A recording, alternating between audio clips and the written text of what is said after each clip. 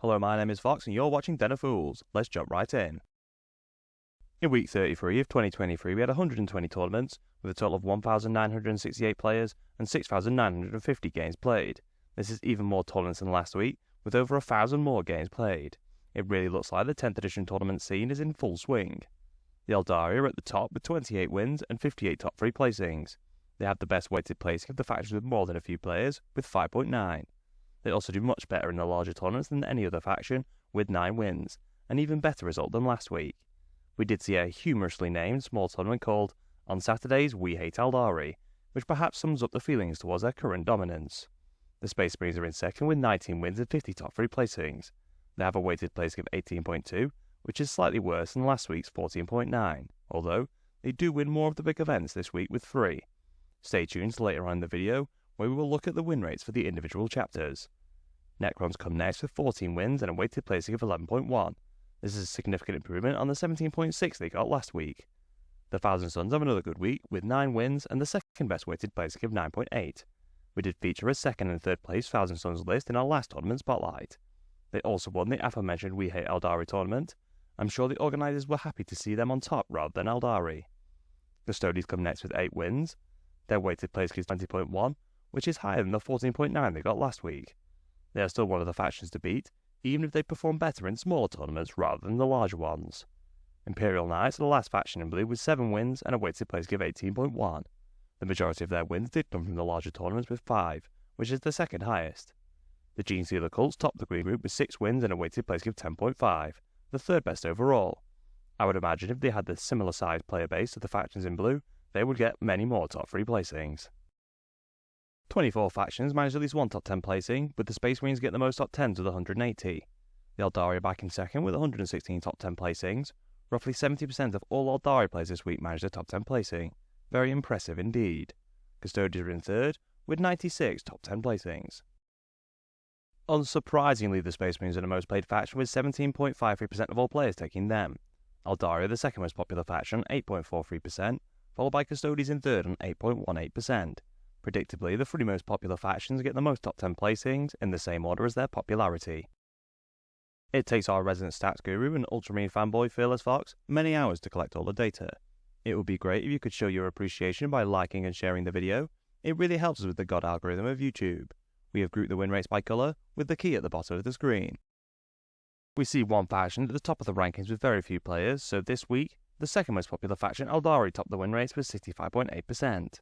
They are consistently performing at this level, which is of course very high. It'll be interesting to see what changes GW make to them in the next balance update, coming in the second week of September. Personally, I think a points increase for a huge range of the units is in order, and perhaps some rules adjustments as well. What changes do you think GW will make to Eldari? Let us know in the comments. The Gene Stealer Cults come in second with a win rate of 62.4%. They are the only faction which is able to get close to Eldari's win rate. The Imperial Knights top the green group with a win rate of 56.2%. They seem to have reasserted themselves as the third strongest faction at the moment. The third most popular faction, Custodians, is just behind, with a win rate of 55.1%. The Thousand Sons are the last faction in green with more than 10 players. They have a good win rate of 54.9%, to go along with the second best weighted placing this week. The Necrons are consistently winning tournaments, despite their win rate of 48.4% this week. Perhaps this is due to Necrons having some very good competitive lists. However, there are quite a lot of cool units which are not actually that good in game. For example, I love the Scorpite Destroyers, so I play them in my Necrons army led by the Scorpite Lord. I must admit they usually die before they get to combat, and are significantly worse than their Locust counterparts, but I include them for the rule of cool. Perhaps other Necron players are taking a similar approach, or simply don't have multiples of the very competitive Necron units. The most popular faction, Space Marines, get a win rate of 45.6%. Of course, the second most popular faction, Eldari, topped the Leviathan to date win rates with an impressive 65.8%.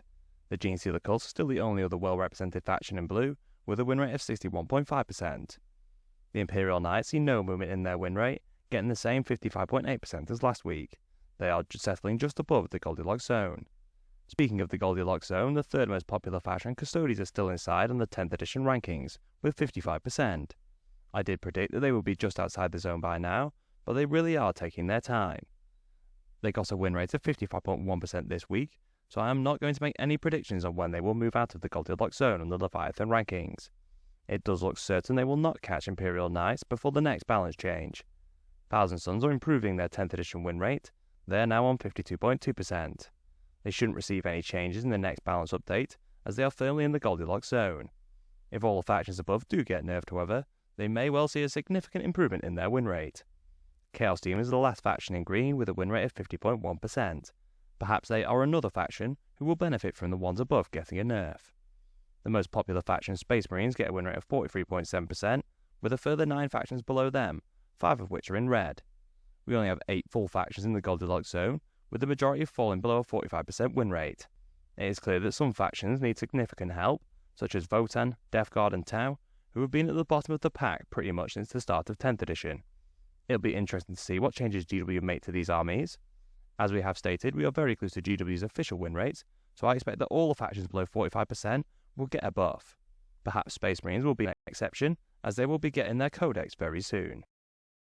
This week, the single Executioners player tops the win rate with 66.7%. The Iron Hands are the real winners this week, with a win rate of 57.5%, which is rather impressive compared to the other codex chapters. The second most popular, the Death Watch, are still performing the best of the Divergent chapters, with a win rate of 55.6%. The Flesh Tearers and Crimson Fists are the last chapters in green, both getting a win rate of 50%. Fearless's favourite Blue Boys, the Ultramarines, top the yellow group, with a win rate of 47.5%.